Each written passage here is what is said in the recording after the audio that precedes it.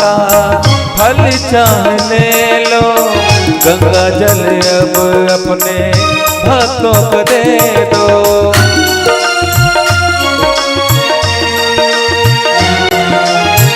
मेरी तपस्या का फल चाह ले लो, गंगा जल अब अपने भक्तों को दे दो। प्राण पखेरु कहीं प्यासा उड़ जाए ना, प्राण पखेरु कहीं प्यासा उड़ जाए ना। कोई तेरी करुणा पे उंगली उठाए ना, कोई तेरी करुणा पे उंगली उठाए ना। जय हो श्याम माँ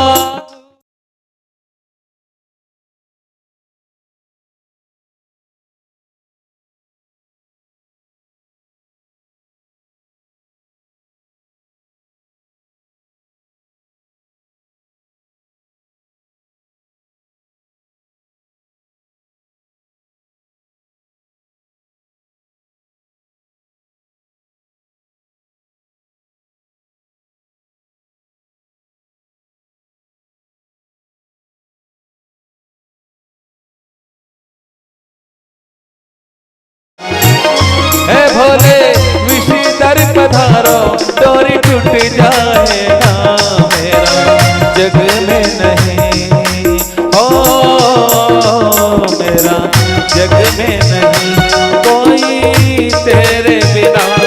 महासती के पति मेरी सुनो वंदना, हे भोले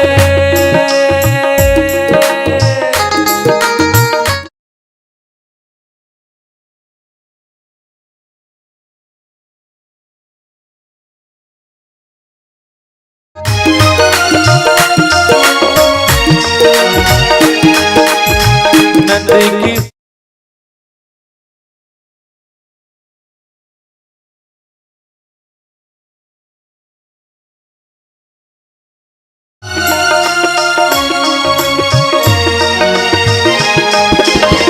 नंदी की सुगंध तुम्हें वास्ता कैलाश का।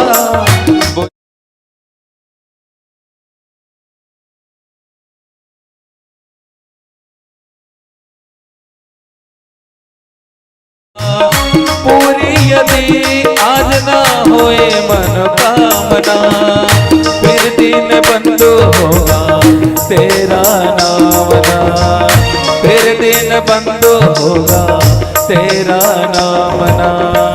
हे भोले हे भोले शंकर पधारो,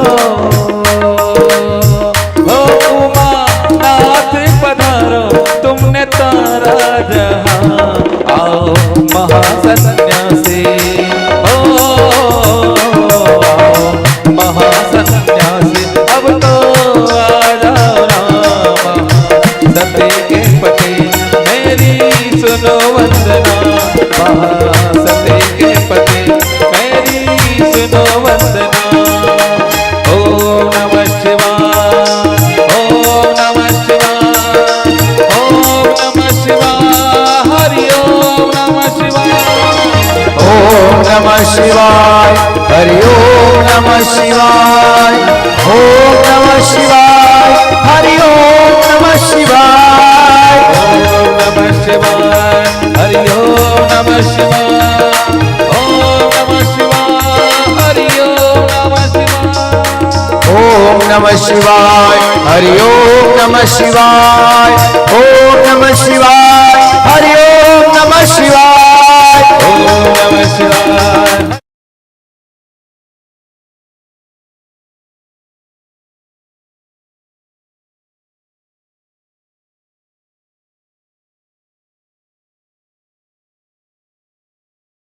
ओम नमः शिवाय, हरि ओम नमः शिवाय, ओम नमः शिवाय, हरि ओम नमः शिवाय। ओम नमः शिवाय, हरि ओम नमः शिवाय, हरि ओम नमः शिवाय, हरि ओम नमः शिवाय।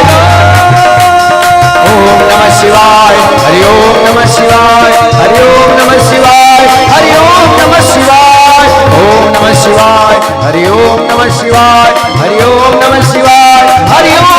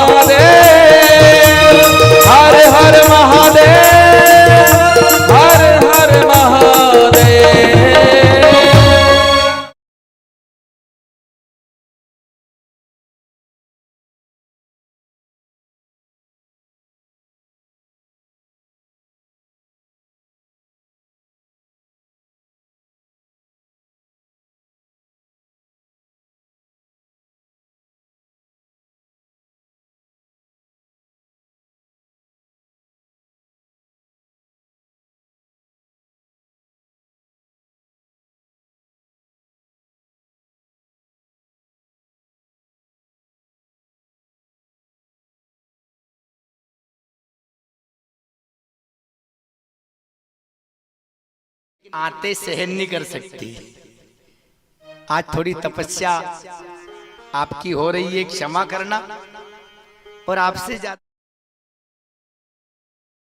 ऊपर भी छत है और बोलने की गर्मी भी है, लेकिन पंखे से सब गड़बड़ होगा।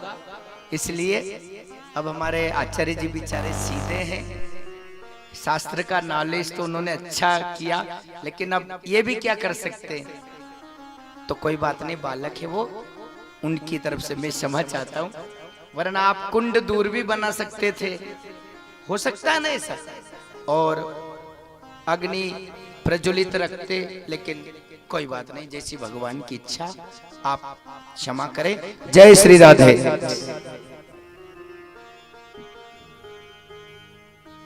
सज्जनों, कल की कथा में आपने रुक्मणी मंगल की कथा को श्रवण किया। रुक्मणी का विश्वास था तो ठाकुर जी को आना ही पड़ा। विश्वासो फलदायक, भक्ति का यह पहला सूत्र है कि विश्वास करना ही पड़ेगा।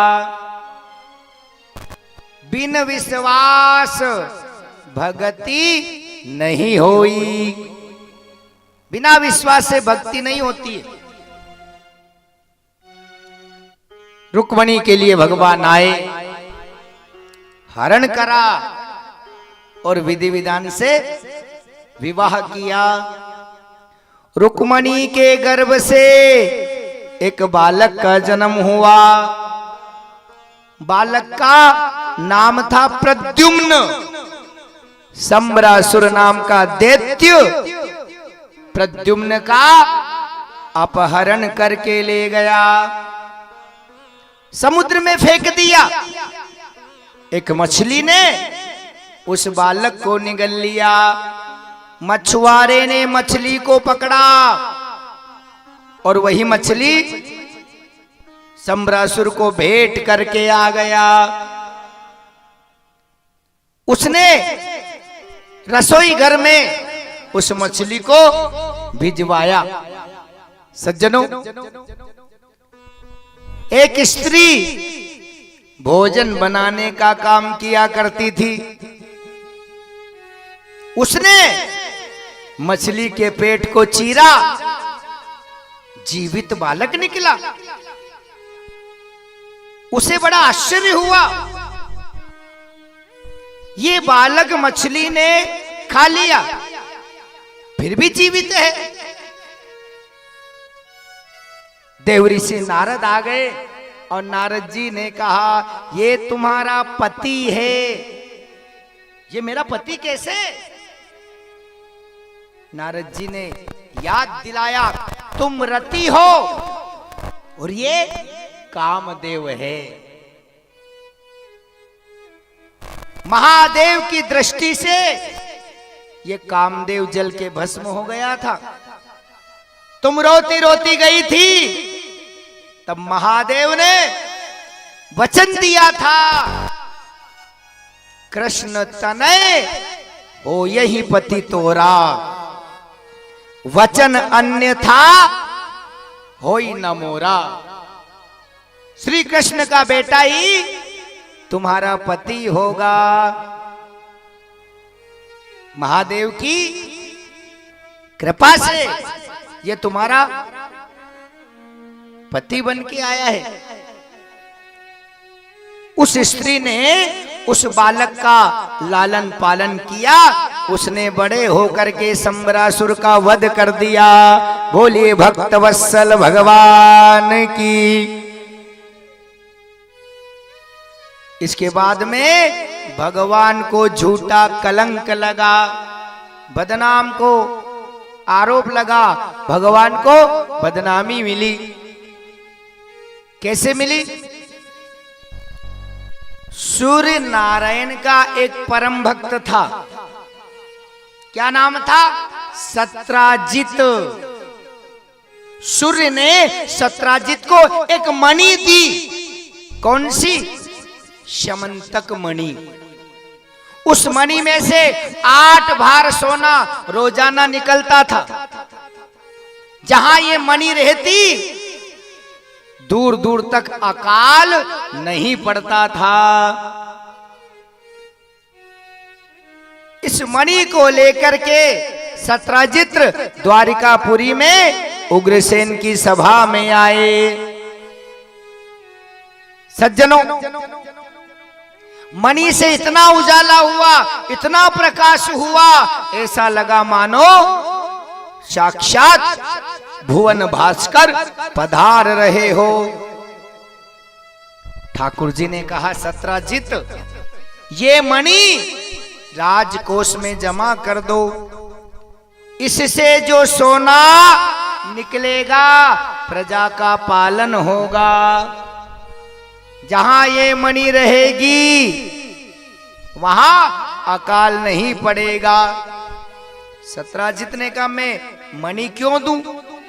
मैंने तो सूर्य नारायण को प्रसन्न करके पाई है।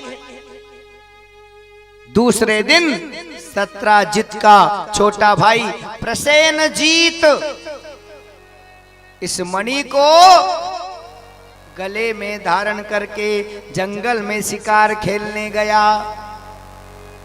एक शेर ने प्रसेन के गले में मणि को देखा, प्रसेन को मार दिया। शेर मणि को मुंह में दबा के जंगल में गया। जामवंत जी ने शेर के मुंह में मणि को देखा, शेर को मार दिया। मणि जामवंत जी ने अपनी बेटी जामवती को दे दी। अब द्वारिकाधीश ने भादो सुधी चौथ का चंद्रमा देख लिया था, तो भगवान को कलंक लगा, बदनामी हुई, आरोप लगा। सज्जनों, ध्यान से सुनिएगा। भादो सुधी चौथ का जो भी चंद्रमा देखता है उसे कोई न कोई कलंक जरूर लगता है, आरोप लगता है, उसकी बदनामी होती है। कलंक क्यों लगता है? गणेश पुराण में बड़ी सुंदर कथा है। भादो सुदी चौथ, ये गणेश जी का जन्मदिन है। इसी दिन गणेश जी चूहे पर बैठ करके चंद्रलोक की यात्रा कर रहे थे। संतुलन बिगड़ गया, गणेश जी चूहे से नीचे गिर गए। चंद्रमा देख के हंसने लगा। इतने मोटे ताजे होकर छोटे से जीव पर बैठते हो, शर्म नहीं आती? संतुलन तो बनाना आता ही नहीं। अच्छा हुआ गिर गए। गणेश जी को क्रोध आया, कहा, मुझे देख के हंस रहा है? मैं तुझे श्राप देता हूं, आज के दिन जो कोई तुझे देखेगा उसे कलंक लगेगा, बदनामी होगी, झूठा आरोप लगेगा। इसलिए सज्जनों, माता बहनों, भादो सुधी चौथ का चंद्रमा नहीं देखना चाहिए। कलंक लगता है। बुरा काम ना करो तो भी आपकी बदनामी होती है। लेकिन जितने पुरुष वर्ग यहाँ बैठे हैं, जितनी माता बहनें यहाँ बैठी है, भागवत में लिखा है, यदि कोई मणि की कथा सुन लेता है, वो कितनी ही बार भादो सुधी चौथ का चंद्रमा देखे, उसे कलंक नहीं लगता। तो आप तो निश्चिंत रहना, क्योंकि मणि की कथा सुन रहे हो। पर यदि कोई मणि की कथा न सुने और भादो सुदी चौथ का चंद्रमा देख लेवे, तो बदनामी से बचने के लिए एक उपाय करना चाहिए। एक टोटका करना चाहिए। क्या टोटका है, क्या उपाय है?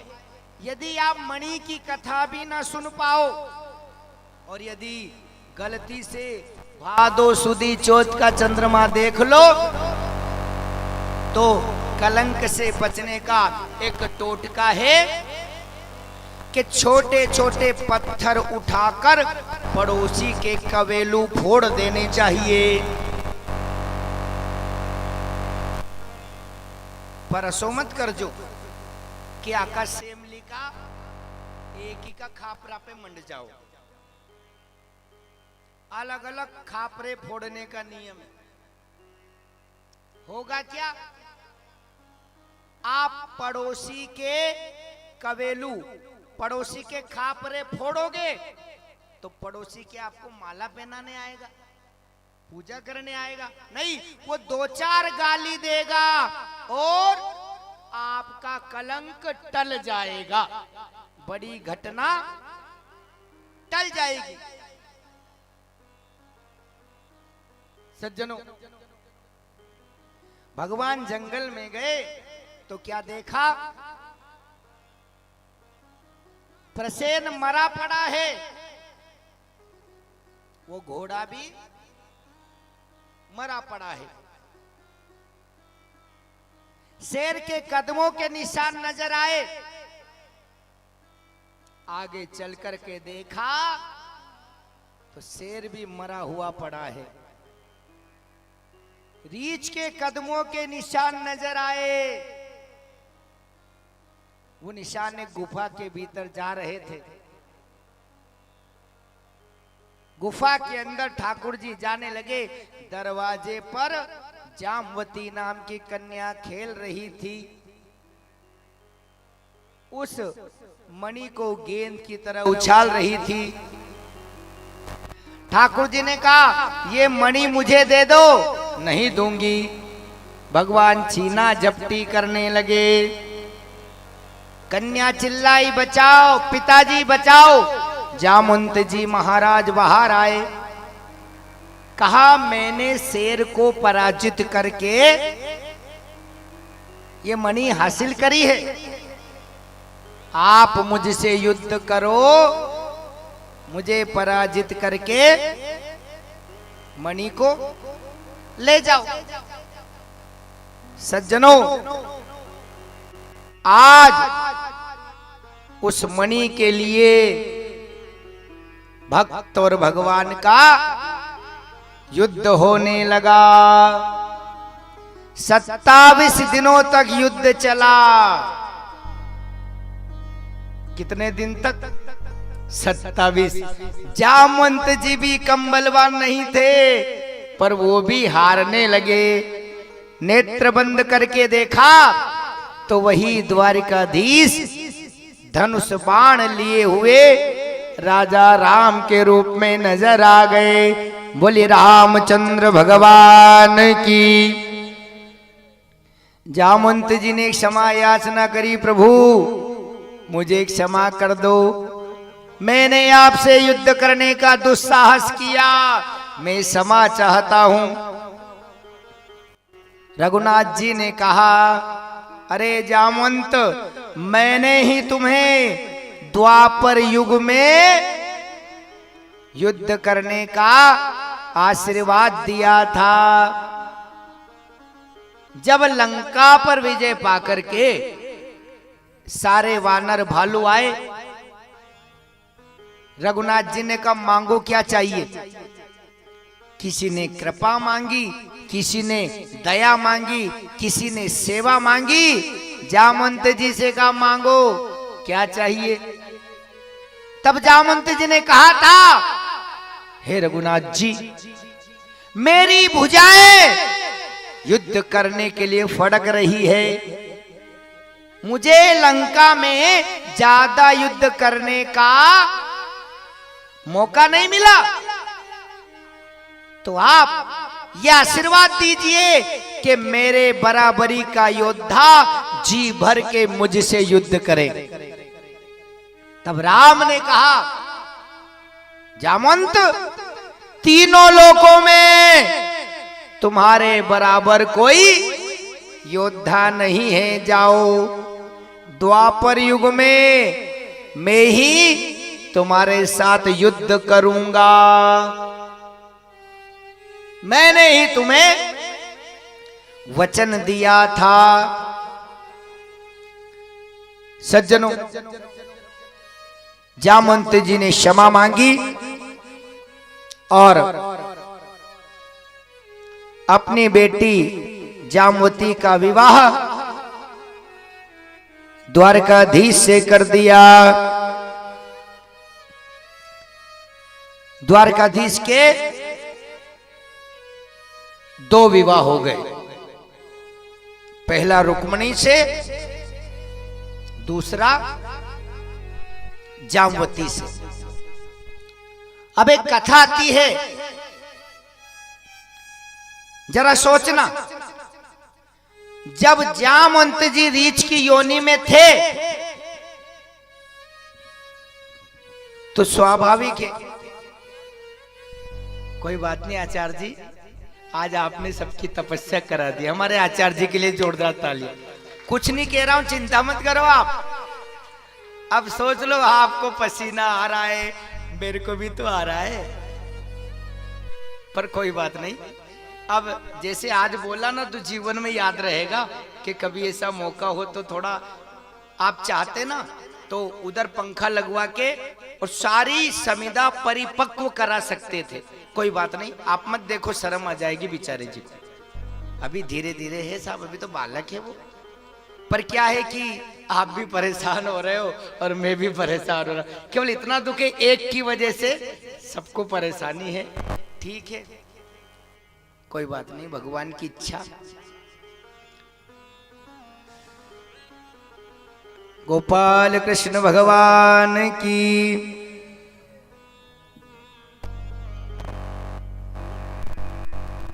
स्वाभाविक है कि जामवंत जी रीछ की योनि में थे तो उनकी बेटी भी रीछनी होगी। तो एक कथा आती है कि जामवती को जंगल में खड़ी करके और द्वारकाधीश द्वारिका में आए। रुक्मणी से कहा, रुक्मणी एक बात बताऊं क्या? नाराज तो नहीं होगी?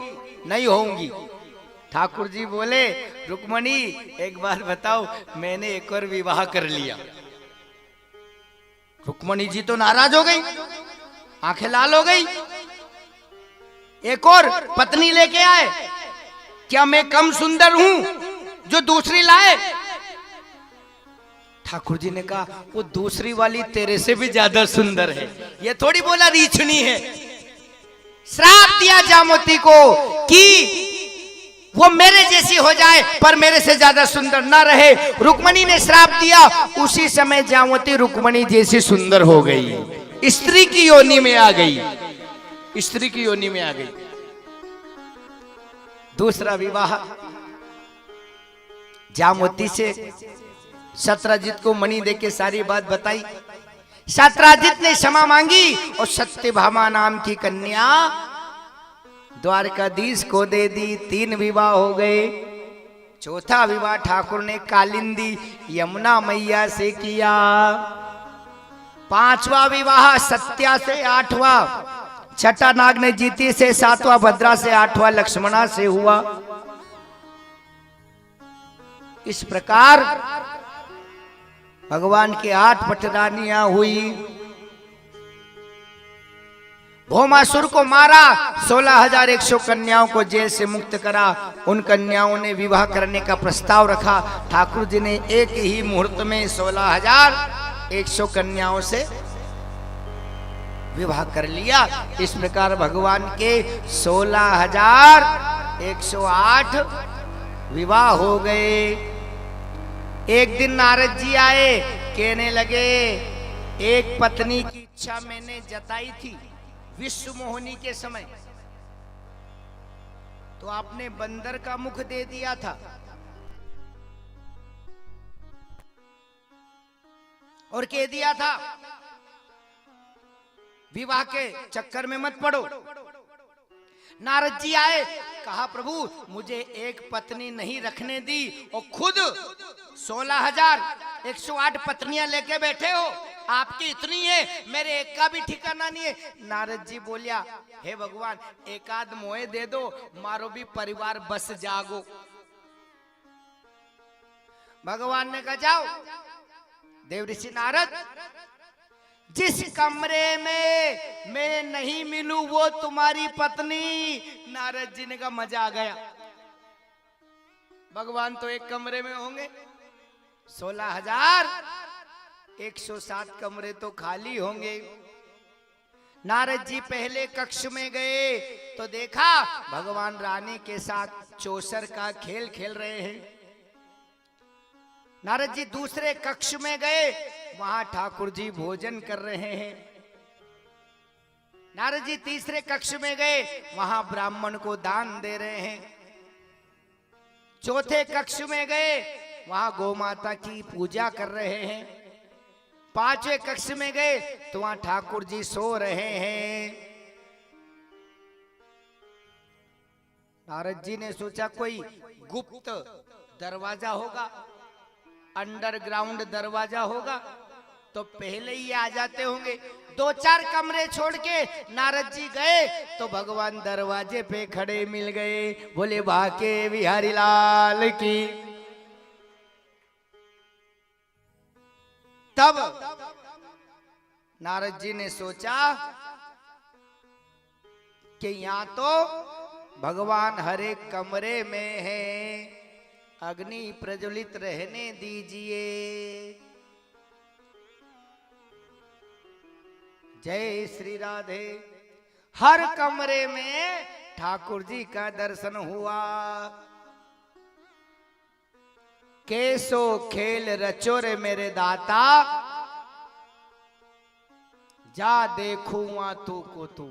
पीछे वाले कह रहे गुरुजी, छोटे गुरुजी को परेशान कर रहे हैं। तो क्यों भाई, अगर मैं प्रज्वलित नहीं करवाऊंगा तो आप तो परेशान हो रहे हो, हम भी तो हो रहे हैं। चेहरा दिख रहा होगा, आप तो आराम से बैठ के कह रहे हो कि बेचारे छोटे गुरुजी को इधर उधर भगा रहे। सब सुन रहा हूं मैं, बागेश्वर धाम का चेला हूं मैं भी। हाँ, केवल सन्यासी बाबा की कृपा नहीं है मेरे पास, और उनके ऊपर कृपा है। अच्छा सही बताना, कुछ लोग ऐसी चर्चा कर रहे क्या कि छोटा गुरुजी घना परेशान कर रहा?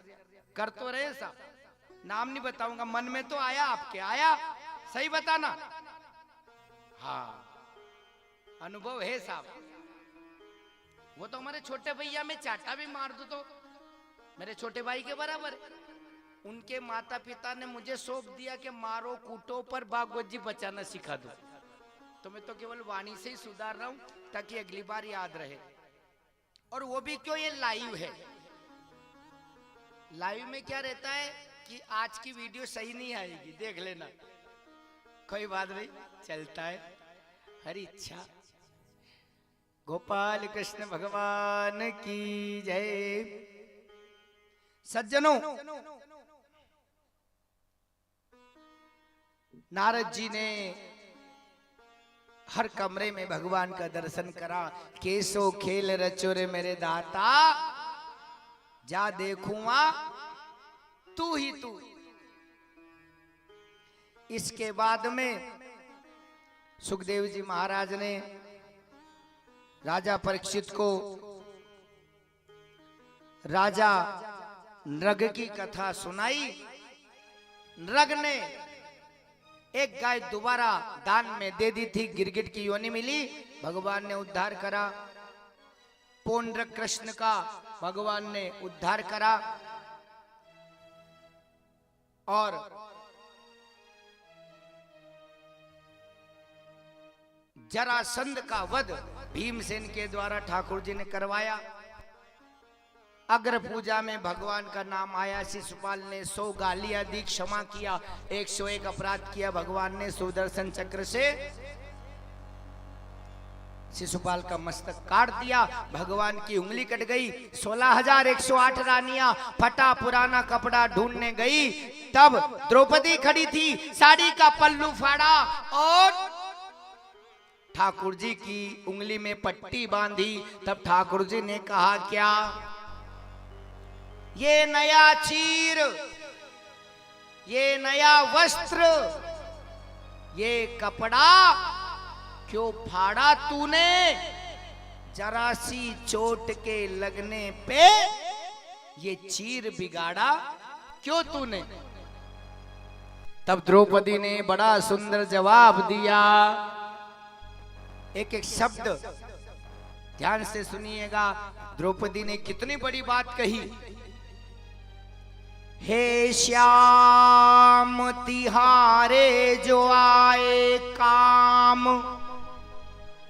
हे श्याम तिहारे जो आए काम, तो काट दूं नशे मेरी, ये तो रेशम के धागे हैं, धागे भी क्या अभागे, न दुल्हन की साड़ी है, न दुल्हे के पागे हैं। ये धागे भी अभागे है, न तो दुल्हन की साड़ी है, न दूल्हे की पगड़ी है। धागे भी क्या अभागे, न दुल्हन की साड़ी है, न दुल्हे के पागे हैं। मैंने कब फाड़ा चीर, धागे देखत ही पीर, मेरा चीर छोड़ भागे हैं। हे वो बड़े अभागे, जो बढ़े नहीं है आगे, हे वो बड़े अभागे, जो बढ़े नहीं है आगे। अरे भाग उन्हीं के जागे हैं, जो कटी उंगली में लागे हैं। मैंने चीर नहीं फाड़ा, आपकी पीर देख के ये धागे अपने आप मेरे पल्लू से निकल के तुम्हारी उंगली में लिपट गए, अपने आप लिपट गए। देखो एक निवेदन है मेरा, आपको बुरा न लगे तो वो पंखे और बंद कर दो। उधर से हवा आ रही है तो धुआं इधर आ रहा है, थोड़ी देर तपस्या कर लो भाइयों, हाथ जोड़ रहा हूं आपके। ये धुआं उधर जाना चाहिए, पर वो पंखे चल रहे हैं अभी भी, थोड़ी मेरी मान लो। 1 घंटे की बात हो रही केवल, अभी बंद हुए वो, अभी दोनों पंखे हवा से चल रहे, चल तो रहे थे पर। हाँ तो थोड़ा ध्यान रख लो यार, मैं तो गुफा में बैठा हूं, आप तो फिर भी बाहर बैठे हो। गोपाल कृष्ण भगवान की, बोले बांके बिहारी लाल की।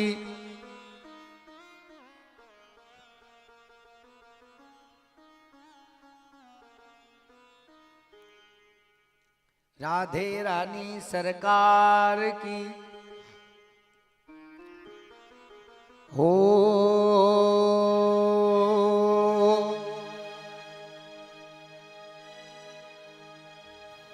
लूट कर ले गया दिल जीगर,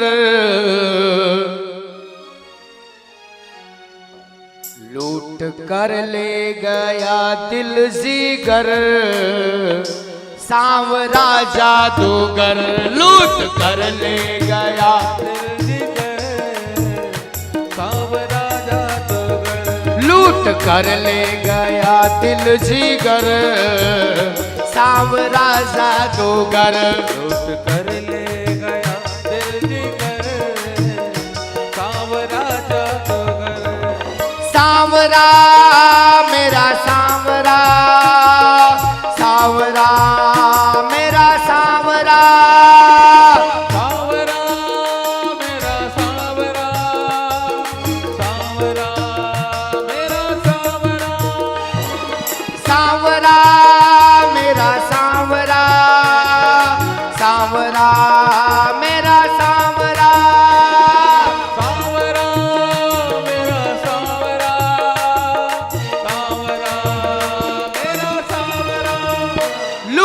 कर ले गया दिल जिगर, लूट कर ले गया दिल जिगर, सांवरा जादूगर। लूट कर ले गया दिल जिगर, सांवरा जादूगर। लूट कर ले गया दिल जिगर, सांवरा जादूगर। लूट कर ले गया दिल जिगर, सांवरा जादूगर। ताली सेवा करते हुए सावरिया सेठ की।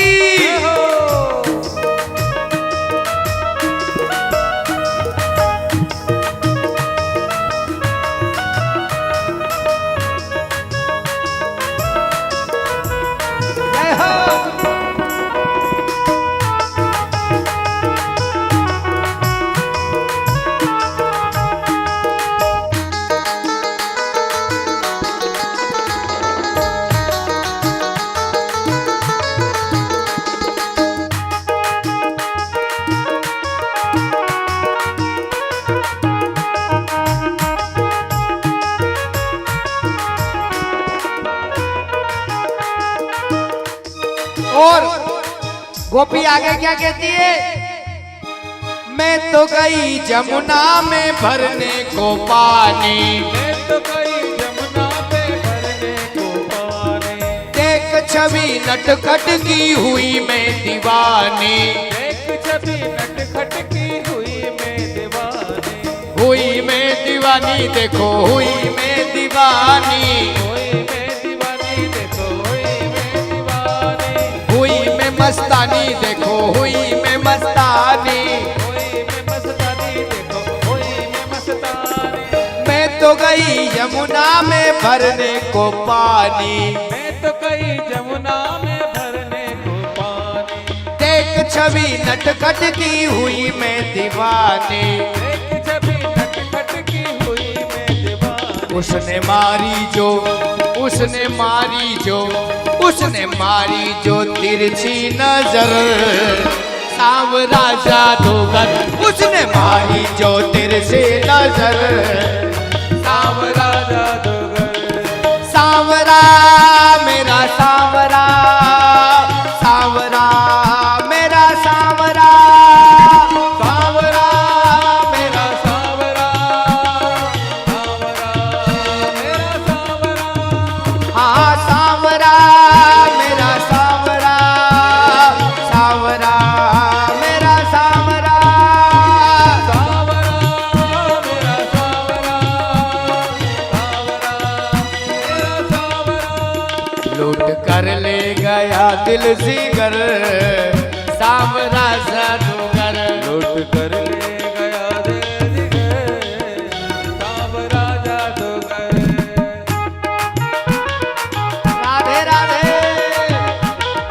मीठी मीठी ताली सेवा करते हुए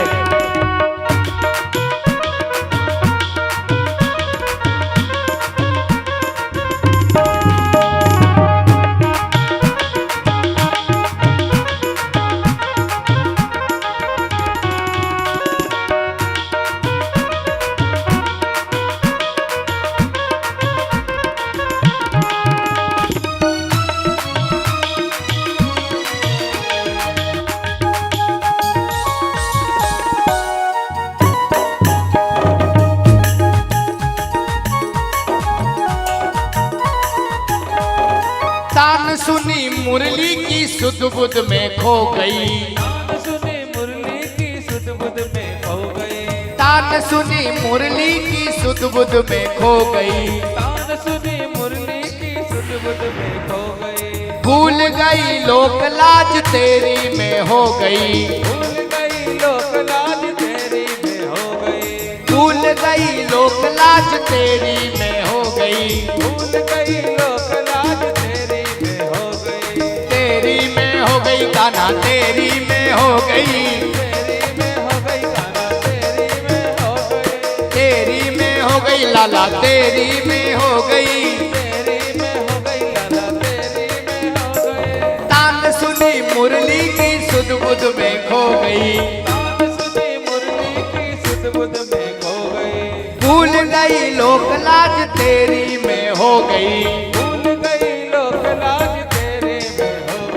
छोड़कर तुझको, छोड़कर तुझको, छोड़कर तुझको, छोड़कर तुझको, छोड़कर तुझको जाऊं किधर, सांवरा जादूगर, छोड़कर तुझको जाऊं किधर, सांवरा जादूगर, सांवरा मेरा सांवरा, सांवरा मेरा सांवरा, सांवरा मेरा सांवरा, सांवरा मेरा सांवरा। लूट कर ले गया दिल जिगर, लूट कर ले गया दिल जिगर, सांवरा जादूगर, लूट कर ले गया दिल जिगर, सांवरा जादूगर।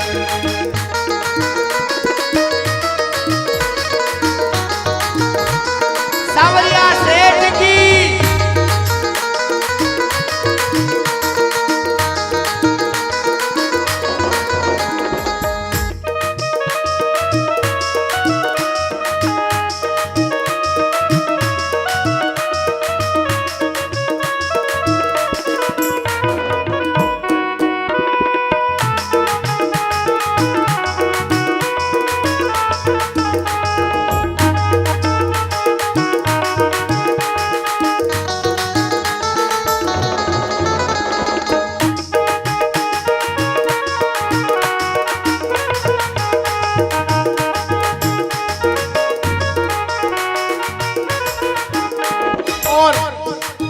गोपी क्या कह रही है?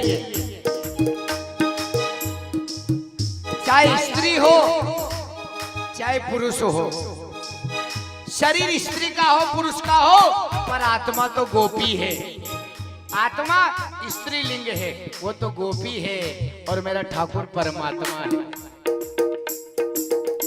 ये आत्मा परमात्मा से कह रही है क्या?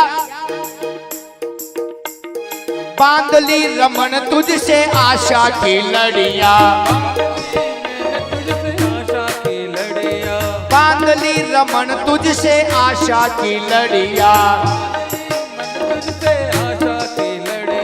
है ये तमन्ना शेष जीवन की घड़िया, है ये तमन्ना शेष जीवन की घड़िया, जीवन की घड़िया, जीवन की घड़िया, जीवन की घड़िया, जीवन की घड़िया, गोपी ठाकुर से कह रही है, बांधली रमन, रमन यानी राधा रमन, बांधली रमन तुझसे आशा की लड़िया, है ये तमन्ना शेष जीवन की घड़िया, तेरे चरणों में, तेरे चरणों में, तेरे चरणों में, तेरे चरणों में, तेरे चरणों में जाए गुजर, सांवरा जादूगर, तेरे चरणों में जाए गुजर, सांवरा जादूगर, लूट कर ले गया दिल जिगर, सांवरा जादूगर, लूट कर ले गया दिल जिगर, सांवरा जादूगर, सांवरा मेरा सांवरा, सांवरा मेरा सांवरा, सांवरा मेरा सांवरा, सांवरा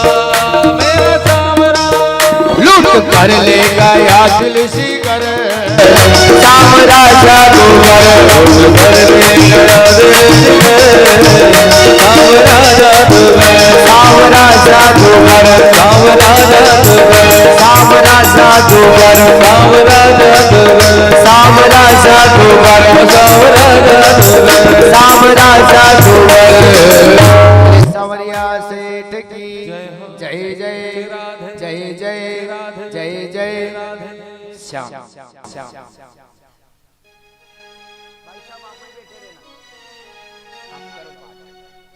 बोली भागवत महापुराण की। सज्जनों, सुखदेव जी महाराज ने इस प्रकार कई ठाकुर जी के प्रसंग परीक्षित को सुनाए। इसके बाद में भगवान के परम भक्त सुदामा की कथा आती है। देखो कि निवेदन है मेरा, जब तक सुदामा चरित्र की कथा चले कोई खड़ा ना होवे, कोई उठकर के बीच में ना जावे, सुदामा चरित्र की कथा में कोई बीच मंच पे ना आवे। और यदि कोई माता बहने अगर चावल की पोटली भी लाई हो तो निवेदन है सुदामा चरित्र के बीच में आके चावल की पोटली ना चढ़ावे। कथा जब विराम हो जाए ना तब हम खुद के देंगे और आप लाके चढ़ा देना। कथा के बीच में कोई बातचीत ना करे, कोई उठ करके ना जावे, कोई बाधा ना डाले। जितनी शांति से आप सुदामा चरित्र की कथा सुनोगे, ठाकुर जी की कृपा रही तो आनंद आएगा। और जरा सा ध्यान हटा तो नींद जरूर आएगी। 110% पक्की बात है, जरा सा ध्यान इधर उधर गया नींद जरूर आएगी। सबसे ज्यादा नींद इसी कथा में आती है। और विश्वास ना हो तो मैं कथा करूंगा ना, आप बीच बीच में पड़ोसी को देखते रहना। ये करुण रस की कथा है, शांत रस की कथा है, इसलिए ध्यान हटा तो हमारा पुण्य नींद में बटा, पुण्य नींद में चला जाएगा। जी जी गोपाल कृष्ण भगवान की। द्वारकाधीश भगवान, हाँ सुदामा जी के लिए छुट्टी है केवल, वो खड़े नहीं होंगे तो चल के कैसे आएंगे, है ना। हमारे हुकुम जी के लिए जोरदार तालियां साहब। एक बात बताऊं, ये मत सोचना ये अपने वाले का नाम लेते, लेकिन इनको मैं सबसे पहले से जानता हूं। सेमली भवानी के एक ही आदमी को मैं जानता था, वो है हमारे हुकुम जी। ये नागर जी की कथाओं में सेवा देते रहते, उनके अनन्य भक्त हैं, अनन्य। जब भी कथा होती है, जहां भी कथा होती है, आप वहां जाते रहते हैं। यहां तक कि एक बार तो जाने का, रेल की पटरी पे आप जा रहे थे गुरुदेव के आश्रम में, तो जाने किस पुलिस वाले ने आपको डंडे से पांव पे मारा भी था, तो भी आपने कहा कि गुरुजी के लिए मार भी सहन कर लूंगा, लेकिन गुरुजी के आश्रम में जरूर जाऊंगा। मार भी सहन कर ली साहब आपने। पुलिस वालों ने डंडों से मारा भी था, कहा कोई बात नहीं, गुरु के लिए कोई सर कटा सकते, क्या मैं पांव में डंडे नहीं झेल सकता। बड़ा सरल स्वभाव है साहब। इनको ही मैं जानता था और इन्होंने ही लोगों से कहा कि वो गुरुजी भी कथा करते हैं। फिर माता बहनों के हृदय में ये प्रेरणा मिली और हुकुम जी की वजह से आज पूरे सेमली भवानी को क्या, आसपास के सारे गांवों को हम जानने लग गए। बोले भागवत महापुराण की। सज्जनों, जब ठाकुर जी अवंतिकापुरी में विद्या अध्ययन करने के लिए गए ना, तो इनकी मित्रता सुदामा नाम के ब्राह्मण बालक से हुई। वैसे तो गुरुकुल में अनेक विद्यार्थी थे,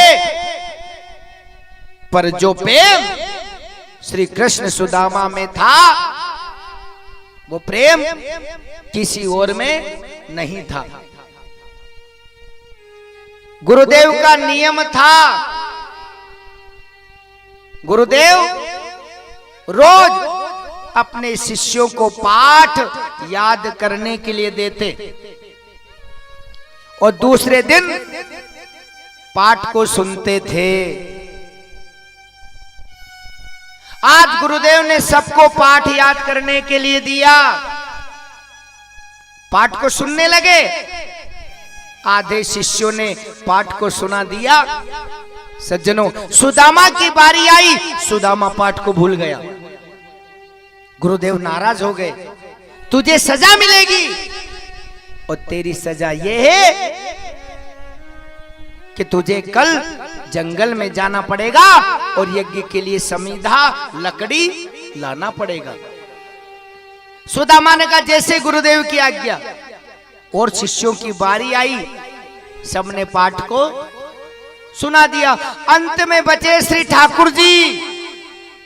ठाकुर जी ने सोचा यदि मैं भी पाठ को सुना दूंगा तो मेरा मित्र अकेला ही जंगल में जाएगा, और धीरज धर्म मित्र और नारी आपदकाल परखिए चारी। धीरज की परीक्षा, धर्म की परीक्षा, मित्र की परीक्षा, नारी की परीक्षा विपत्ति में ही होती है।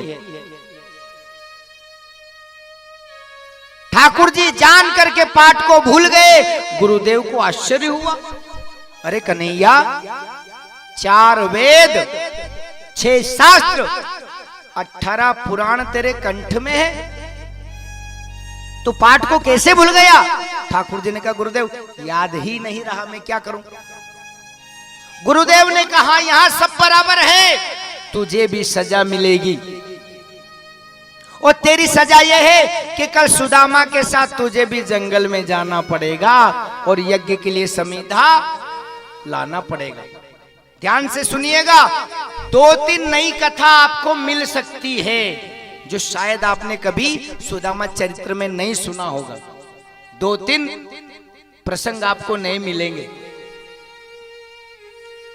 अब सुदामा ने ठाकुर जी से कहा अरे कान्हा तुझे पाठ याद नहीं है क्या? कन्हैया ने पूरा का पूरा पाठ सुना दिया। सुदामा ने कहा जब पाठ याद था तो गुरुदेव को क्यों नहीं सुनाया? कहा कि मैं भी सुना देता तो तुझे अकेले ही जंगल में जाना पड़ता। अब रात को क्या हुआ, सांदीपनी गुरु का जो आश्रम था ना, उसके पास में एक ब्राह्मण की झोपड़ी थी, कुटिया थी। ब्राह्मण देवता की तो मृत्यु हो चुकी थी, ब्राह्मण की पत्नी उस कुटिया में रहती थी। ब्राह्मणी इतनी गरीब कि 1 महीने से ब्राह्मणी को भोजन नहीं मिला, रोटी नहीं मिली। ये पानी पी करके पेट पे कपड़ा बांध के सो जाया करती, पर आज रात को इसे नींद नहीं आई। भूख के मारे इसे नींद नहीं आई। ये पड़ोसी के दरवाजे पे गई, कहा भैया कुछ खाने के लिए दे दो, 1 महीने से अन्न का दाना पेट में नहीं गया, मुझे नींद नहीं आ रही। पड़ोसी ने 2 मुट्ठी चने दे दिए, कहा ले जाओ माता जी। अब ये वृद्ध थी, इसने सोचा ये चने तो कड़क हैं, कैसे चबाऊंगी? गीले कपड़े में बांध के रख दिए, सुबह नरम हो जाएंगे, मैं खा लूंगी। लेकिन आधी रात को चोर आया, इसके घर में कुछ नहीं था, वो चने की पोटली उठाई और भागने लगा, दरवाजे से टकराया, धड़ाम से आवाज आई। इसकी नींद खुली, इसने देखा कि घर में बर्तन है नहीं, पैसा है नहीं, कपड़े लत्ते हैं नहीं, ये जरूर चने लेके गया होगा। चिराग जला के देखा तो चने की पोटली नजर नहीं आई। दरवाजे पे आई, देखा चोर पोटली लेके भागा जा रहा था। इस ब्राह्मणी ने कहा वाह रे मेरे ठाकुर, कैसी परीक्षा ले रहा है, 1 महीने से भूखी थी, ये चने मांग के लाई, वो भी ये चोर चुरा के ले जा रहा है। ब्राह्मणी ने श्राप दिया, जा जो ये चने खाएगा वो गरीबी देखेगा, कई महीने तक भूखा रहना पड़ेगा। चोर ने ये बात तो सुन ली कि ये चने में खाऊंगा तो गरीबी देखनी पड़ेगी, कई दिनों तक भूखा रहना पड़ेगा। चोर ने बात सुन ली तो चने की पोटली सांदीपनी गुरु के आश्रम में फेंक के भाग गया। अब सुबह कन्हैया सुदामा गुरु माता से जंगल में जाने की आज्ञा मांगने आए। गुरु माता ने पोटली को देखा और सुदामा को दे दी। कहा एक मुट्ठी चने कन्हैया को खिला देना, एक मुट्ठी चने तू खा लेना। कन्हैया सुदामा जंगल में गए। सज्जनों, ठाकुर जी पेड़ के ऊपर चढ़ गए। सूखी सूखी लकड़ियों को तोड़कर नीचे पटकने लगे। सुदामा नीचे खड़े हो गए, उनको बटोरने लगे, समेटने लगे। तब बादल गरजने लगे, बिजली चमकने लगी, घनघोर बरसात होने लगी। ठाकुर जी ऊपर गीले हो गए, सुदामा नीचे गीला हो गया। आंधी का झोंका आया और सुदामा दूर जाके गिर गया। आधी रात को ठाकुर जी ने 5 साल के बालक का रूप बनाया और जंगल में आ गए। कहा तेरा नाम सुदामा है? हाँ मैं सुदामा हूं। ठाकुर जी ने कहा ये चने कन्हैया को मत खिला देना। क्यों? ये चने श्रापित है। जो ये चने खाएगा वो गरीबी देखेगा, उसे कई महीनों तक भूखा रहना पड़ेगा। इसलिए ये चने तू अकेला ही खा लेना, कन्हैया को मत दे देना। भगवान छोटा सा रूप बना के ये बात बता के वहां से अंतर ध्यान हो गए। सुदामा ने सोचा ये तो नंद राजा का बेटा है, गरीबी क्या होती है इसे क्या पता। 9 लाख गाय इसके हैं, भूख क्या होती है इसे क्या पता। इसीलिए सुदामा ने दोनों मुट्ठी चने खा लिए कि मैं तो ब्राह्मण हूं, मैं तो भूख सहन कर लूंगा, मैं तो गरीबी देख लूंगा, पर ये तो राजा का बेटा है। जब सुदामा चने खाने लगे तो भगवान ने पूछा क्या खा रहे हो? कुछ नहीं। अरे दांत बजने की आवाज आ रही है। सुदामा ने कहा पानी में शरीर गीला हो गया, सर्दी की वजह से दांत कटकटा रहे हैं। पूरी रात कन्हैया भूखे रहे, गीले होते रहे। सुबह गुरुदेव आए, कन्हैया को सुदामा को आश्रम में लेके आए। गुरु माता ने कहा कन्हैया परेशान हो गया होगा। हाँ गुरु माता परेशान हो गया, रात भर खड़े खड़े भीगते रहे। कुछ खाया कि नहीं? कुछ नहीं खाने को मिला। क्या कहा? कुछ खाने को नहीं मिला। सुदामा को 2 मुट्ठी चने दिए थे, 1 मुट्ठी तेरे थे, तुझे नहीं दिए, 1 चना भी नहीं दिया।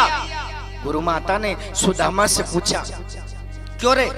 1 मुट्ठी चने इसके थे, 1 मुट्ठी तेरे, इसको क्यों नहीं दिए? सुदामा ने झूठ बोल दिया, कहा कि वो तो कहीं बिखर गए, भागा दौड़ी में बिखर गए। गुरु माता ने श्राप दिया, क्या मेरा श्राप है, जो ठाकुर का हिस्सा खाता है वो गरीबी देखता है। तूने तो कन्हैया को 1 रात भूखा रखा, जब मेरा श्राप है तो कई रात भूखा रहेगा। एक तो ब्राह्मणी का श्राप लगा था, एक गुरु माता का श्राप लग गया। इसी वजह से सुदामा आज बड़े गरीब हैं। गुजरात में पोरबंदरपुरी में सुदामा रहते हैं। सुदामा इतने गरीब है सज्जनों, तन ढकने के लिए पूरे कपड़े भी नहीं है। सुदामा एक फटी धोती को पहनते हैं, उसी को ओढ़ लेते हैं। सुदामा की पत्नी सुशीला के पास एक फटी हुई साड़ी है, उसी को धोकर के सुखाती, उसी को ओढ़ लेती। सुदामा के बच्चे आधी रात को कहते हैं माँ माँ रोटी दे दे, नींद नहीं आ रही। सुशीला अपने भूखे बच्चे को पानी पिलाकर के सुला देती है, बेटा सो जाओ सो जाओ, कल ठाकुर जी भोजन का प्रबंध जरूर करेंगे। सुदामा जिस झोपड़ी में रहते हैं छत भी नहीं है, दिन भर सूर्य का प्रकाश आता रहता है। सुशीला ने कहा दिन भर ठाकुर का भजन करते हो, सर छुपाने के लिए छत भी नहीं दी उसने। सुदामा ने कहा रुको, अरे ये मेरे ठाकुर की कृपा है। सुशीला तू क्या जाने, ये मेरे ठाकुर की कृपा है। अरे जिनके बड़े बड़े महल रहते हैं, कई दिनों तक उनको सूर्य के दर्शन नहीं होते, मेरे ठाकुर की कृपा देखो, दिन भर सूर्य का दर्शन होता रहता है। कई दिनों से चूल्हा नहीं जला, क्या ये भी कृपा है? कहा सुशीला 15 दिन में एक दिन 11 आती है, मेरे ठाकुर की कृपा से रोज एकादशी का व्रत हो रहा है। सुदामा कितने ही परेशान है, लेकिन उसे ठाकुर की कृपा मान रहे हैं। राजी है हम उसी में जिसमें तेरी रजा है, यूं भी वाह वाह है और यूं भी वाह वाह है। सुशीला ने कहा जाओ ना द्वारकाधीश से कुछ मांग के लाओ। कहा मांगने नहीं जाऊंगा, तो कहा दर्शन करने चले जाओ। कहा खाली हाथ कैसे जाऊं? सुशीला 4 घर पर गई, एक एक मुट्ठी चावल भिक्षा में मांग के लाई। घर में फटा पुराना कपड़ा नहीं था, साड़ी का पल्लू फाड़ा, चावल की पोटली बांधी। कई जगह से साड़ी फटी हुई थी, चावल बिखरने लगे। सज्जनों सुशीला ने दूसरा पल्लू फाड़ा, चावल की पोटली बांधी। कहा जाओ स्वामी जाओ, मेरा प्रणाम द्वारकाधीश के चरणों में निवेदन करना और कहना कितनी परीक्षा लेगा रे।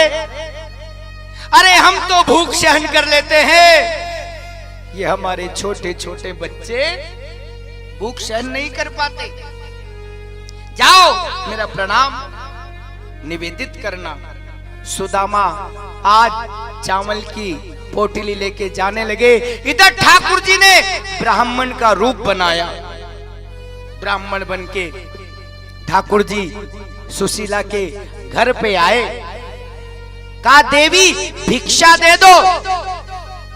सुशीला ने कहा हे ब्राह्मण देवता, मेरे घर पे देने के लिए कुछ भी नहीं है, आप आगे के घर से मांग लो।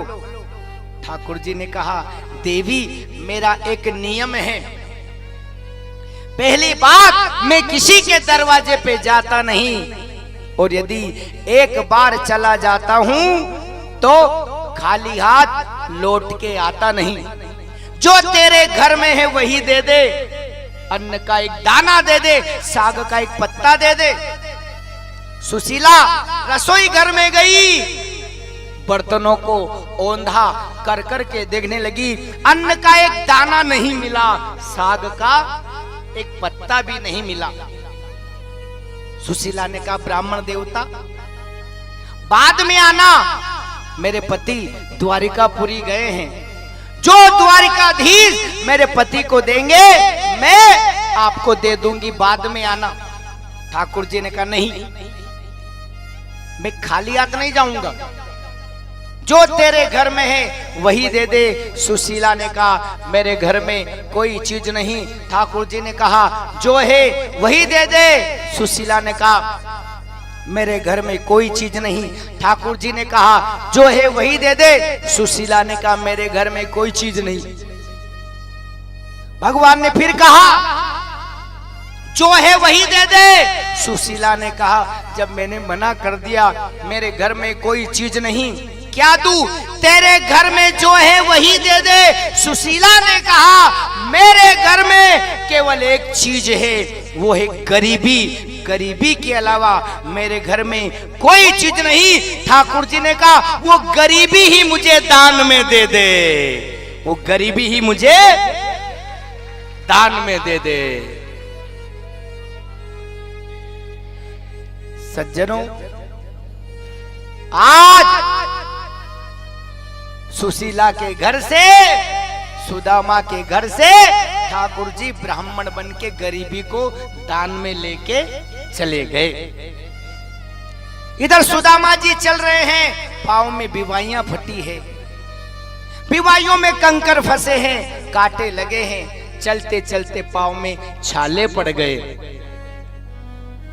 सज्जनों सुदामा 10 कदम चलते थक के बैठ जाते, क्योंकि कई दिन से अन्न का दाना पेट में नहीं गया, चलने की ताकत नहीं है। सुदामा धीरे धीरे धीरे आगे चले, गोमती नदी आई। सुदामा ने सोचा, है मेरे ठाकुर, नदी को पार कैसे करूंगा? ठाकुर जी को दया आई, केवट बन के आ गए। ठाकुर जी नाव लेके आए, कहा भैया पार चलना है, चलना है तो बैठो। सुदामा ने कहा मेरे पास उतराई देने के लिए धन नहीं है, मेरे पास पैसा नहीं है। ठाकुर जी ने कहा जो तेरे पास राम नाम का धन है, वो धन तो तीनों लोकों में किसी के पास नहीं है। उतराई में एक बार मुझे जय श्री कृष्ण कह देना, मेरी उतराई हो जाएगी। सुदामा को नाव में बिठाया, केवट बने हुए ठाकुर ने पूछा कहां जाना है? द्वारिकापुरी। किससे मिलना है? किससे मिलना है?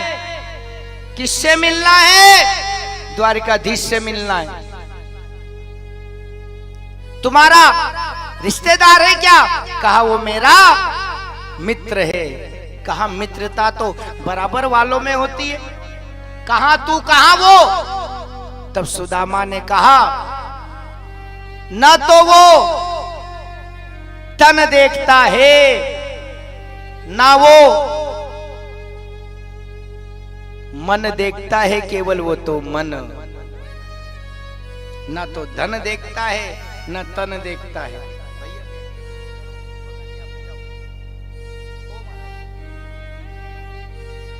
वो भैया को बिठाया था तो वही चले गए।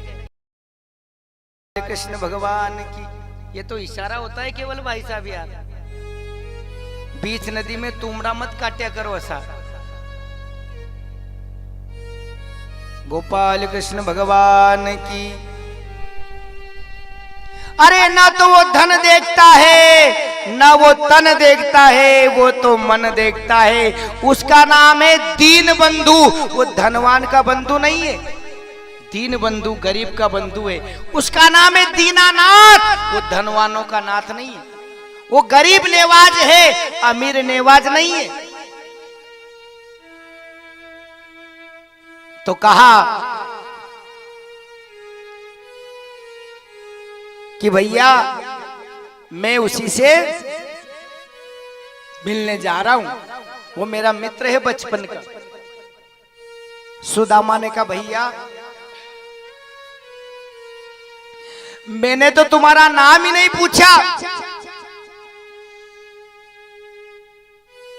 क्या नाम है तुम्हारा? केवट बने हुए भगवान ने कहा मेरा नाम है सांवरिया केवट। सुदामा ने कहा अरे वाह, तू भी सांवरिया और वो भी सांवरिया। ठाकुर जी ने धीरे से कहा वो मैं ही तो हूं। कहा तू भी सांवरिया और वो भी सांवरिया, तुम्हारा नाम भी एक जैसा और काम भी एक जैसा, फर्क इतना है हे सांवरिया केवट, तू नदी के पार लगाता है और वो भवसागर से पार लगाता है। किनारे पे नाव आई,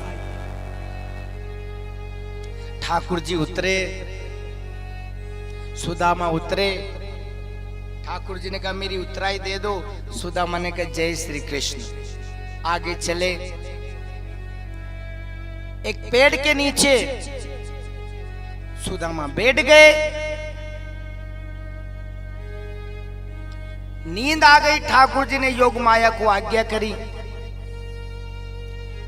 योग माया ने सोए हुए सुदामा को द्वारिकापुरी के बाहर लाके सुला दिया। सुदामा जागे, देखा कहां गया मैं। किसी से पूछा, कहा ये द्वारिकापुरी है। द्वारकाधीश के महल के द्वार पे आए, हाथी बंधे हैं, जय विजय नाम के 2 द्वारपाल खड़े हैं। तब सुदामा ने द्वारपालों से निवेदन किया,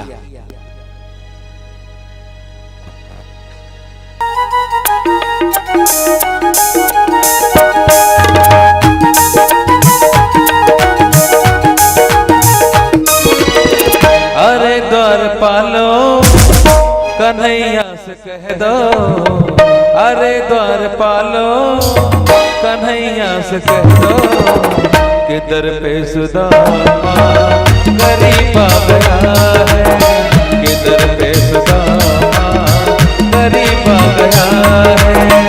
अरे द्वारपालो कन्हैया से कह दो, अरे द्वारपालो कन्हैया से कह दो कि दर पे सुदामा गरीब आ गया है, कि दर पे सुदामा गरीब आ गया है। भटकते भटकते न जाने कहाँ से, भटकते भटकते न जाने कहाँ से तुम्हारे महल के करीब आ गया है, तुम्हारे महल के करीब आ गया है।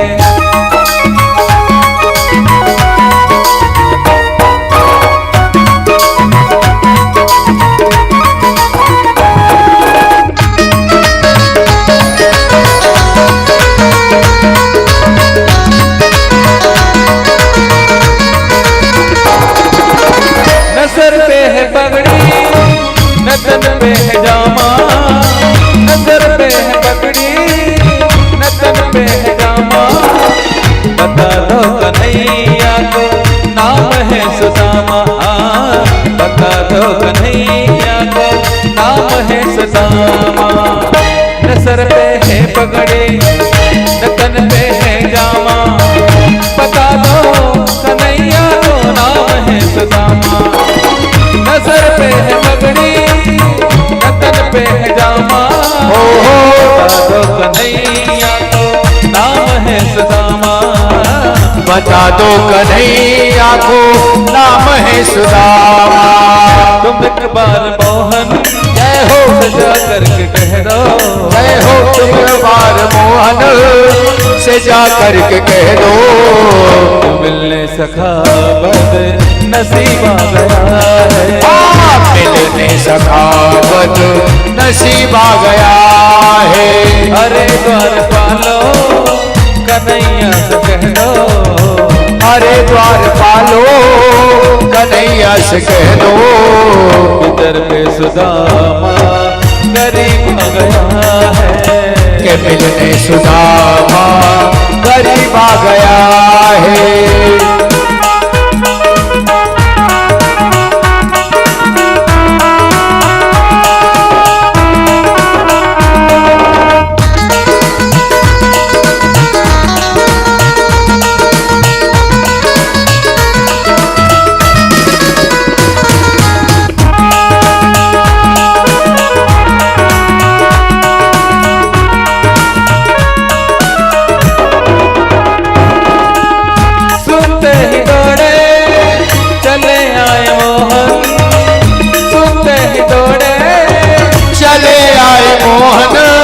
लगाया गले से सुदामा को मोहन, लगाया गले से सुदामा को मोहन।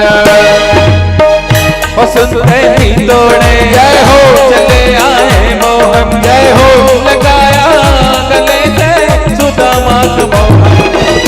सुनते ही दौड़े चले आए मोहन, लगाया गले से सुदामा को मोहन। लगाया गले से सुदामा को मोहन। हुआ रुक्मणी को बड़ा ही अचंभा, हुआ रुक्मणी को बड़ा ही अचंभा।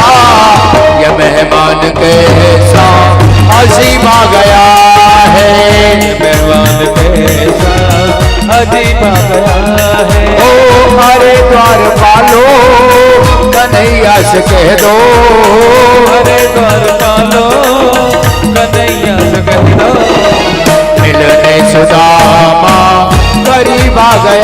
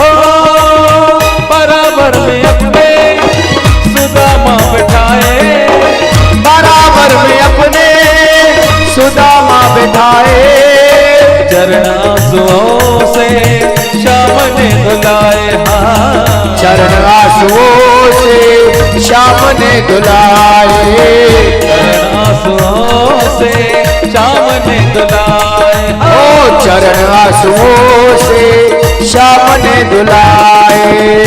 बराबर में अपने जय हो सुदामा बैठाए, जय हो चरण आंसुओं से श्याम ने धुलाए। ओ बराबर में अपने सुदामा बैठाए, चरण आंसुओं से श्याम ने धुलाए। और क्या कहा, न घबराओ प्यारे जरा तुम सुदामा, न घबराओ प्यारे जरा तुम सुदामा, खुशी का समा तेरे करीब आ गया है, खुशी का समा तेरे करीब आ गया है। न घबराओ प्यारे जरा तुम सुदामा, न घबराओ प्यारे जरा तुम सुदामा, खुशी का समा तेरे करीब आ गया है। ओ खुशी का समा तेरे करीब आ गया है, खुशी का समा तेरे करीब आ गया है। ओ खुशी का समा तेरे करीब आ गया है। मिलने सखा बद नसीब आ गया है, ओ मिलने सखा बद नसीब आ गया है, मिलने सखा बद नसीब आ गया है। बोली द्वारिकाधीश भगवान की जय जय राधे जय जय जय जय। राधे। थोड़े कपूर का प्रबंध कर दो तो वो प्रज्वलित हो जाएगी। कोई भी कार्यकर्ता थोड़ा सा कपूर का प्रयोग कर लो। द्वारिकाधीश भगवान की। आज द्वारपालों से सुदामा ने निवेदन किया,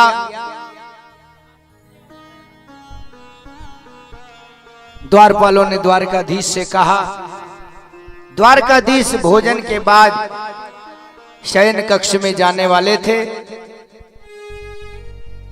जैसे ही समाचार मिला सुदामा आया है, ठाकुर जी अपने बचपन के मित्र से मिलने के लिए इतने उतावले हुए सीढ़ी उतरना भी भूल गए, कूद पड़े, दौड़ने लगे। कहीं मुकुट गिरा, कहीं कुंडल गिरा, कहीं पीतांबर गिरा, कहीं पायल गिरी। अपने बचपन के मित्र को दीन दशा में देखा, गले से लगा लिया।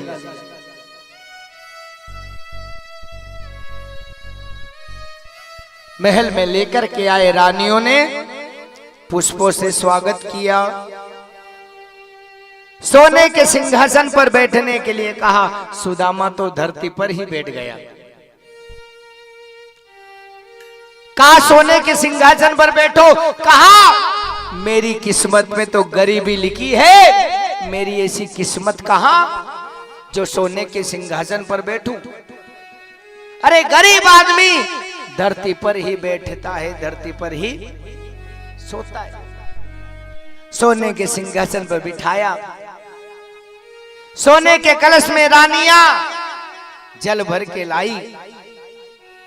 ठाकुर जी ने सोने के कलश के जल को देखा भी नहीं और सुदामा के पैरों में से, बीमारियों में से कंकर निकालने लगे, पैरों में से कांटे निकालने लगे। एक कांटा टूट गया, हाथों से नहीं निकला, तो मेरे ठाकुर ने अपने दांतों से उस कांटे को निकाला। देख सुदामा की दीन दशा, करुणा करके करुणा निधि रोए। पानी परात को हाथ छुयो नहीं, नैनन के जल सो पग धोए। भगवान ने सोने के कलश के जल को देखा भी नहीं, अपने आंसुओं से सुदामा के चरणों को धोया। जिस पीतांबर के लिए बड़े बड़े देवता तरसते हैं, उस पीतांबर से सुदामा के चरणों को पोंछा। देवता भी सुदामा के भाग्य की सराहना करने लगे। कौन से पुण्य किए हैं जो तीनों लोगों का स्वामी आंसुओं से तेरे चरण धो रहा है, पीतांबर से चरण पोंछ रहा है। रानियों को आज्ञा करी, रानियों ने 56 भोग बनाए। ठाकुर जी ने सुदामा को नए कपड़े पहनवाए, हीरे मोती की माला धारण करवाई। भोजनालय में सुदामा को लेकर के ठाकुर जी गए, आसन पर बिठाया। थालियों में 56 भोग आए। सज्जनों, सुदामा ने थालियों में देखा 56 भोग सजे हैं, पर सुदामा को थाली में 56 भोग नजर नहीं आ रहे। सुदामा को थाली में अपने भूखे बच्चे नजर आ रहे हैं। सुदामा ने थाली को हटा दिया। बस कन्हैया, मेरी इच्छा नहीं है। अरे, जिसके बच्चे कई दिनों से भूखे हैं, उसके पिता के गले से नीचे ये 56 भोग कैसे उतरेगा? अरे, मुझे तो भूखा रहने की आदत पड़ गई है, मुझे भूख नहीं है। कहा, सुदामा, जो मेरे दर पे आ जाता है उसके घर की जवाबदारी मेरी होती है। भोजन करो। का नहीं। भगवान ने अपने हाथों से सुदामा को भोजन कराया। 2-4 ग्रास खाए, हाथ धो लिए, बस अब इच्छा नहीं। रात को सुदामा बैठे, द्वारकाधीश बैठे, 16,108 रानियां बैठी। कहा, मेरे बच्चे कैसे हैं? का सब तेरी कृपा है। ये नहीं कहा कि कन्हैया वो तेरे बच्चे जो है ना वो भूखे प्यासे हैं, सब तेरी दया है, सब तेरी इच्छा। मेरी भाभी ने मेरे लिए क्या भेजा? सुदामा को शर्म आ गई।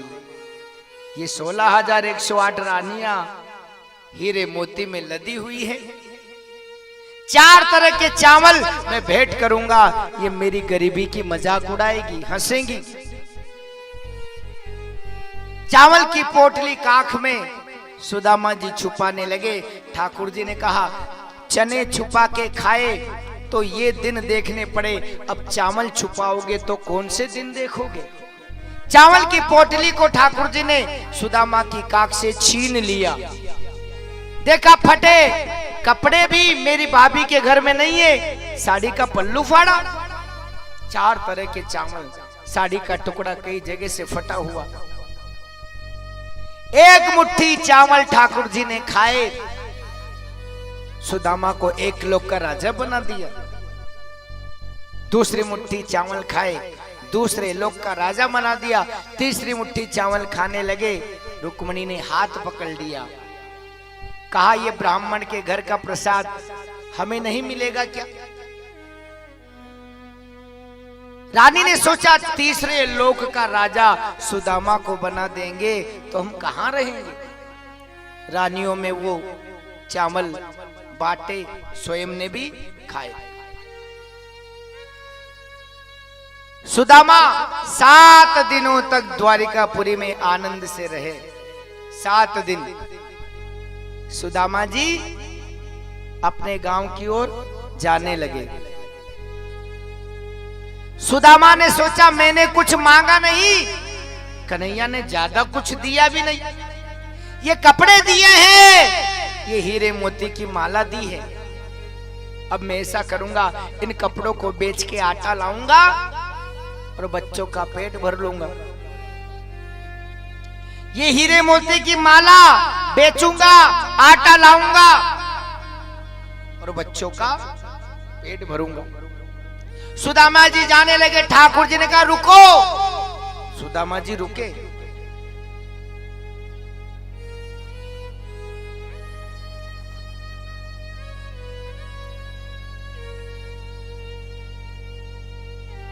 सुदामा जी रुके, सोचा कुछ देंगे। भगवान ने कहा तुम कुछ भूल के जा रहे हो। सुदामा ने कहा मैं मांगने आया था और मांगना भूल रहा हूं। कहा नहीं, ये कपड़े मेरे हैं, दे दो। ये हीरे मोती की माला मेरी है, दे दो। जो कपड़े ठाकुर जी ने दिए थे ले लिए, वही फटी धोती दे दी। हीरे मोती की माला भी ले ली। सुदामा ने कहा ले ले। कन्हैया ये कपड़े भी ले ले, ये हीरे मोती की माला भी ले ले, ले ले, जितनी परीक्षा लेना है ले ले, पर कान खोल के सुन ले, अभी तो मुझे भोजन नहीं मिल रहा, तो भी तेरा नाम लेना मैंने नहीं छोड़ा। किसी दिन पीने के लिए पानी भी नहीं मिलेगा, तो भी तेरा नाम लेना मैं नहीं छोड़ूंगा। तू परीक्षा लेते लेते थक जाएगा, ये सुदामा है परीक्षा देते देते कभी नहीं थकेगा। सुदामा आगे चले। वही नदी आई गोमती। ठाकुर जी केवट बन के आए। कहने लगे क्या दिया रे? कहा मैंने कुछ मांगा नहीं। तो क्या उसकी आंखें फूट गई थी? नजर नहीं आ रहा? अरे वो 56 भोग खिलाने वाले को देता है, वो चावल खिलाने वाले को नहीं देता। बड़ा मतलबी है। सुदामा ने कहा बस खबरदार, भगवान के लिए एक शब्द और भी कहा तो मैं नदी में डूब के मर जाऊंगा। वो भूखा प्यासा रखे, आखिर में मेरा मित्र है। हरि हर निंदा सुनहि जे काना, हो ही पाप गोघात समाना। मैं हरि की निंदा नहीं सुन सकता।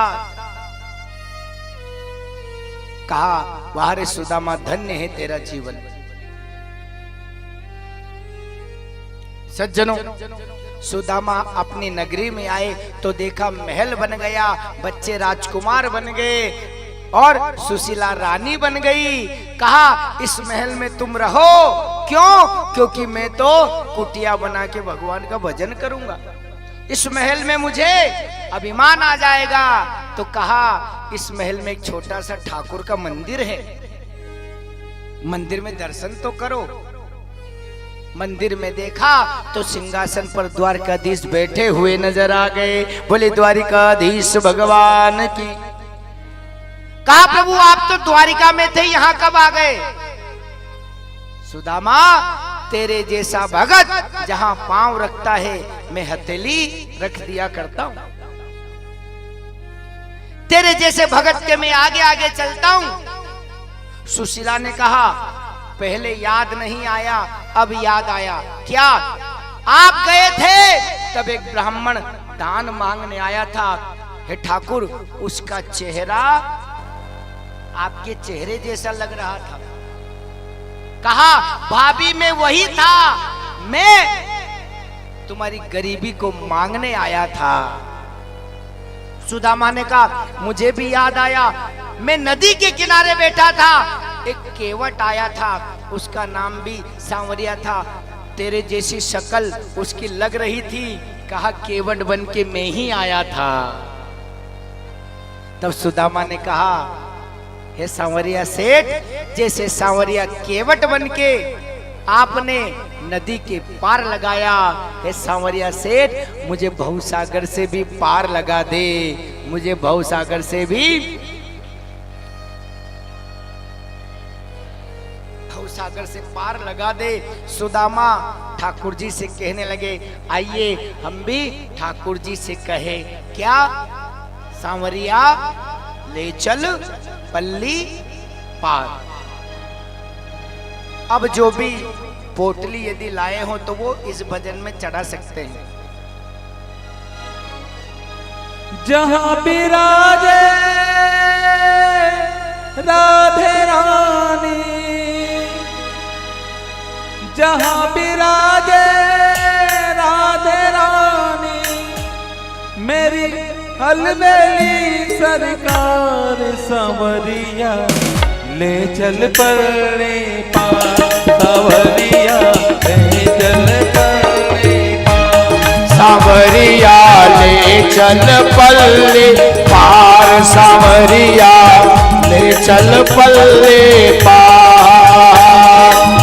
जहाँ विराजे राधे रानी जहाँ विराजे राधे रानी जहाँ विराजे राधे रानी जहाँ विराजे राधे रानी अलबेली सरकार सांवरिया ले चल पलने पार सांवरिया ले चल पल्ले पार ले चल पलने पार सांवरिया ले चल पल्ले पार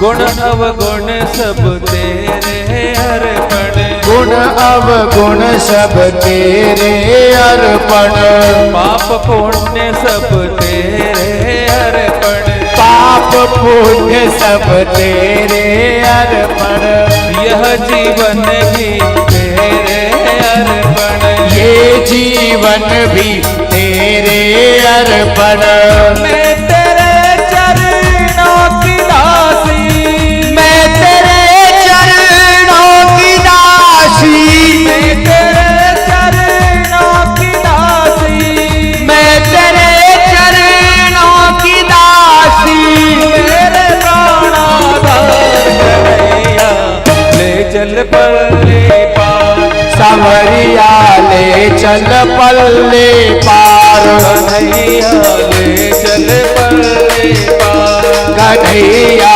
ले चल पल्ले पार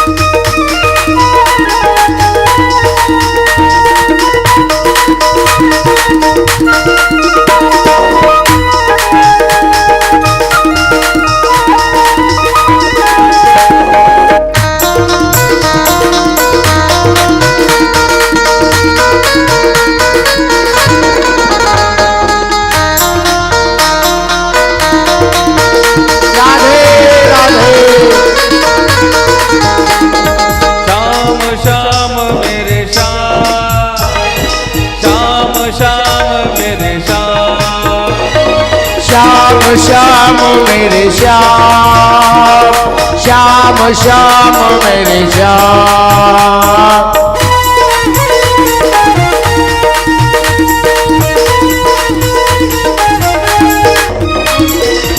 तेरी आस लगा बैठी हो तेरी आस लगा बैठी हो अखियां खूब थका बैठी हो अखियां खूब पका बैठी हो अपना आप लुटा बैठी हो अपना आप लुटा बैठे हो सावरिया में तेरी रागिनी सावरिया में तेरी रागिनी सावरिया में तेरी रागिनी सावरिया में तेरी रागिनी तू मेरा मल्हार सवरिया सवरिया सवरिया ले चल परले पार, सवरिया ले चल पल्ले पार।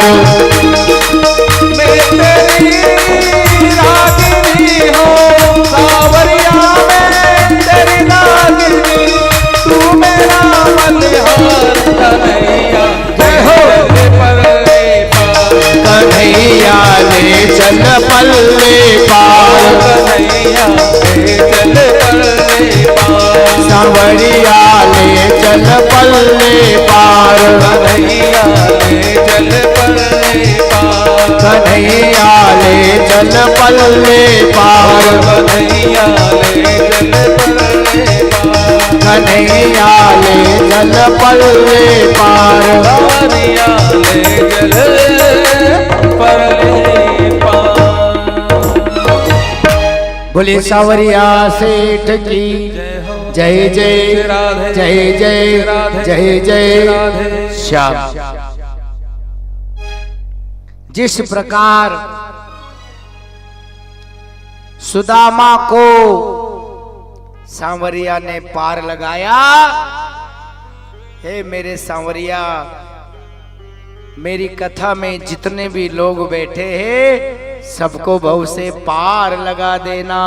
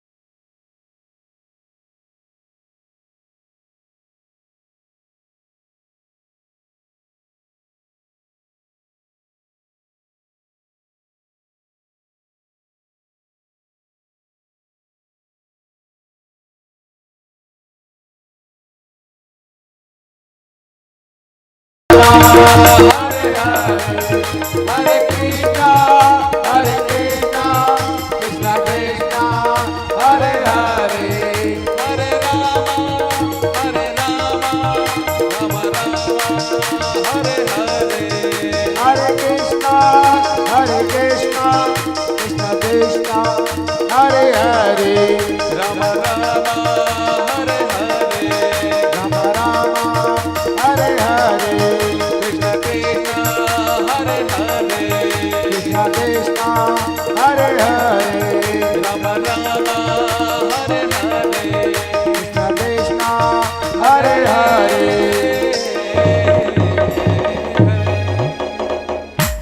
ओम जलेन शीतलीकरणम शीतलितम शीतलितम जगदात्रि शीतलाय नमो। अंजलिमः हस्ते क्षितुषायामः हरिः ॐ जज्ञेन जज्ञामाय जन्ता देवास्तानि धर्माणि रथमान्यासन्नः तेह नागं महिमानः सजन्त यत्र पूर्वे साध्याः सन्ति देवः ॐ राजाधिराजाय प्रसह्य साहिने नमो वयं वैश्वनाय कुर्महे समे कामान् कामकामाय मय्या कामेश्वरो वैश्वनो ददातु कुबेराय वैश्वनाय महाराजाय नमः ॐ स्वस्ति साम्राज्यं भोज्यं स्वराज्यं वैराज्यं पारमेष्ट्यं राज्यं महाराज्यमाधिपत्यमयं समन्तपर्याये शात सार्वभौमः सार्वायुषान्ताधात् पराधात् पृथिवे समुद्रपर्यन्ताय एकरार्थे तदपि श्लोको विगितो मरुतः।